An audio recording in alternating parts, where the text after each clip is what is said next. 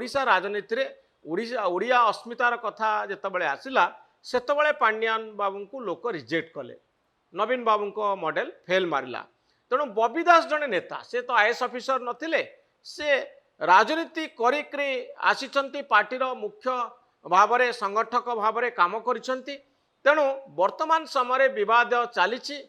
आउ लोकंकर समालोचना जारी रही खबर कागज रे बहुत कथा बाहरुची एवं पार्टीर अनेक गुड़े त्रुटि विच्युति जो दायी करा जाउची। आपण सर देखिए अनेक नेता जो दल छाड़ी ममता मोहन कथा कहतु सुजित कुमार कथा कहतु अनेक नेता कहते बबी भेटा दौन नवीन पट्टनायक पांड्यान सहित मंचरू बसवा दिया ये सब तमाम अभियोग दल नेता माने करुछंती बबी विरुद्ध में नहीं निश्चित ठीक अच्छी जे जेतेबेले एते बड़ विपर्जय होईची आउ श्रीयुत बबी दास एते बड़ जगार थिले प्रमुख कार्यकर्ता भाव में काम करुले तांकर किछि भूल थिबो तांको कार्यकलाप रे अनेक नेता संतुष्ट नथिबे जड़े जेतेबेले क्षमतार थांती सेतेबेले बहुत लोक असंतुष्ट थांती तांको उपरे यह स्वाभाविक कथा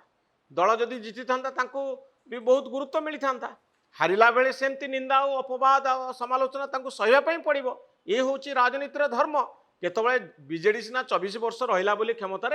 24 वर्ष रहीबाटा गोटे अस्वाभाविक कथा नुहे कि हुए तो मझे बहुत समय हारी जाता पार्टी तेणु जेहेतु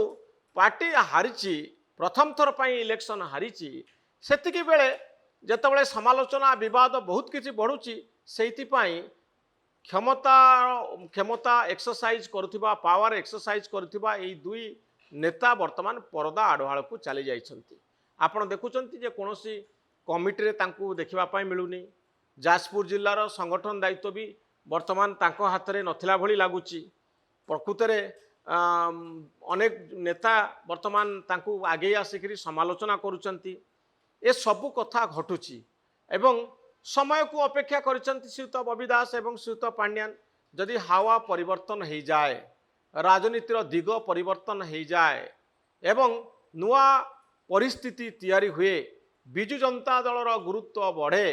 एवं विरोधी भाव में बिजु जनता दल ठीक भाव में काम करे पुणी लोड़ा पड़ो बबी दास को हुए तो पुणी लोड़ा पड़ पारे पांड्यान को वर्तमान समय पांड्यान कौ भली भाव में दल को कंट्रोल करुँच रेगुलेट करुँच बहुत कथा चर्चा को आसूची तेणु आगु को से प्रकाश से आसबे कि से तो कहते मु राजनीति संन्यास नहीं जाइए प्रकृत में संन्यास नहीं ना संन्यास न नहीं भितर रही राजनीति करुँच बाहर को संन्यास नहीं एक एपर्यंत स्पष्ट ही ना।